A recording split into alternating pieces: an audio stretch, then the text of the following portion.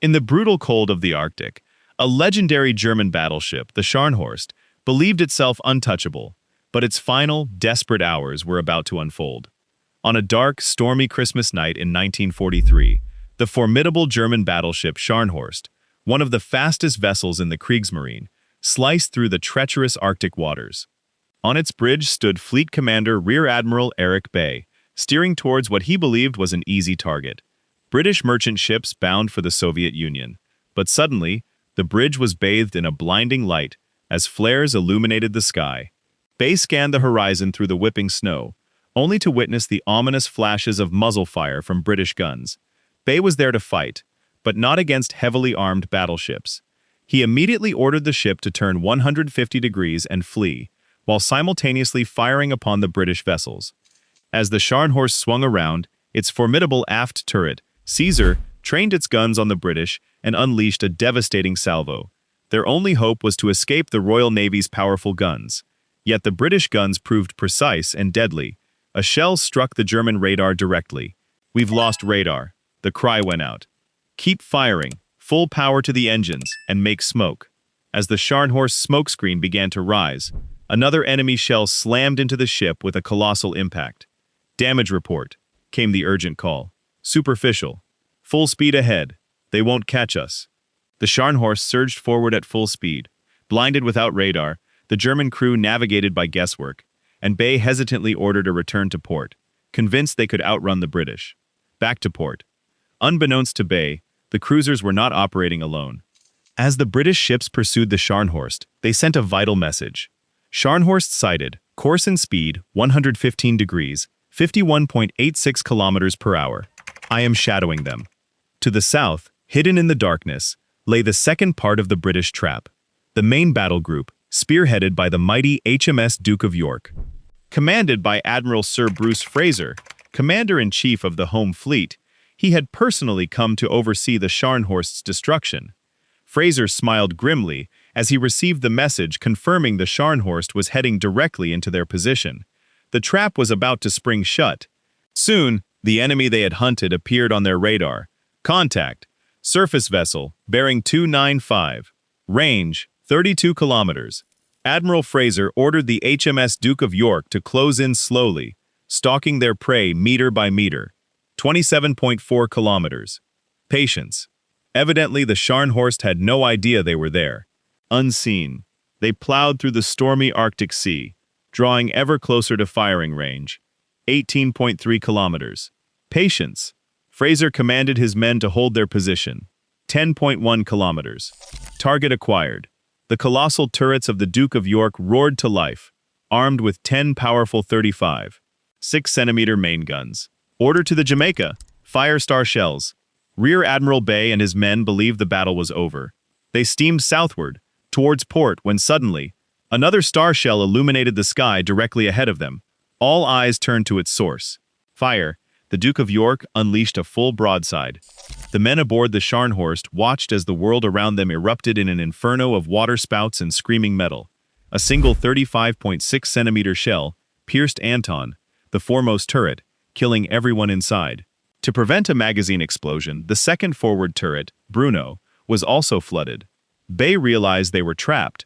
Unable to turn back due to the pursuing cruisers, his only chance was to flee eastward. The Scharnhorst swung hard to port, returning fire with everything it had left. For now, only a single turret. Enemy fire rained down around them. Another 35.6-centimeter shell struck the Scharnhorst superstructure, igniting a massive fire. The Germans then realized that Bruno was not ablaze, and they had flooded it completely unnecessarily.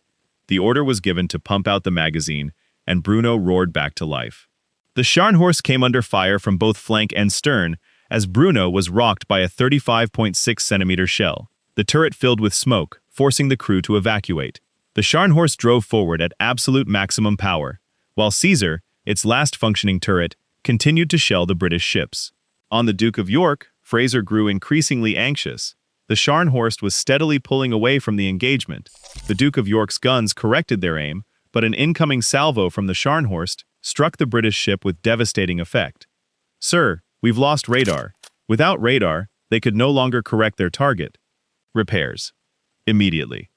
But Lieutenant Harold Bates from the radar room was already at work.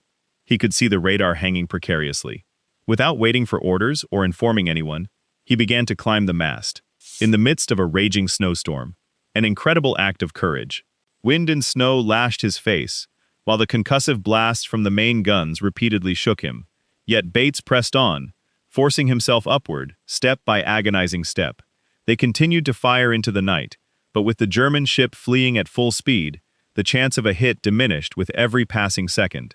To Bey's relief, the Scharnhorst was on the verge of escaping the trap. The British ships now steamed full speed eastward, desperately fighting to keep up. At the same time, German technicians managed to get turret Bruno operational again. It immediately opened fire, unleashing more shells at the enemy. On the Duke of York, Harold Bates clung to the mast as if his life depended on it. The wind howled around him, tearing his cap from his head, yet he found purchase and climbed higher. With immense effort, he managed to push the radar antenna back into position. Suddenly, the radar screen flickered back to life. Contact range 20.1 kilometers. Radar reports Scharnhorst at 20.1 kilometers. That was over 18.5 kilometers. Within range, but a difficult shot in these conditions. Correct and fire. Quickly, the guns realigned and fired.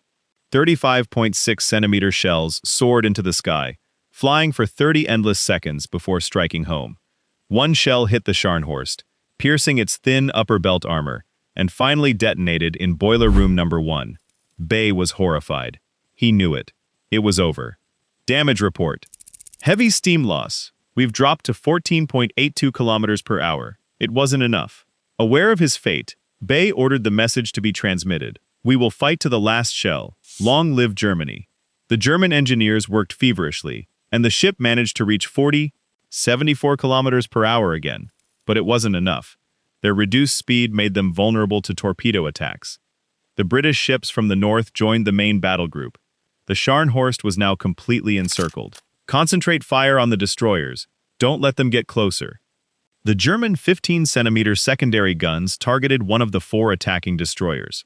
But there were simply too many. 2 destroyers launched their attack, firing 8 torpedoes at the Scharnhorst. A British torpedo struck its target, shaking the German battleship violently. Then the other 2 destroyers commenced their assault, launching 12 torpedoes at the Scharnhorst. 1 hit to port, 3 more to starboard, all in quick succession. The ship shuddered and groaned, taking on water and slowing to 18.52 kilometers per hour. Fire torpedoes. Bey ordered the Scharnhorst to turn and attempt a torpedo attack of its own, but the ship was too heavily damaged. Only 1 torpedo was launched, and it missed. The Scharnhorst, surrounded by British ships, was brought to its knees. Its secondary turrets continued to fire. Even as the ship burned and was completely encircled, the men fought to the last shell. Turret Caesar fired again, remarkably striking a destroyer. But the British destroyers pressed forward once more, launching another close-range torpedo attack. 5 torpedoes exploded against the Scharnhorst's hull. Turret Caesar, which had been the first to fire in the engagement, was hit and finally fell silent. Vast amounts of water poured in through the countless hits, and the ship began to list heavily. Still, Bey stood on the bridge as the ship listed severely to starboard. Knowing it was finally over, he ultimately gave the order to abandon ship. Admiral Fraser watched the proud Kriegsmarine battleship in its final throes as it capsized.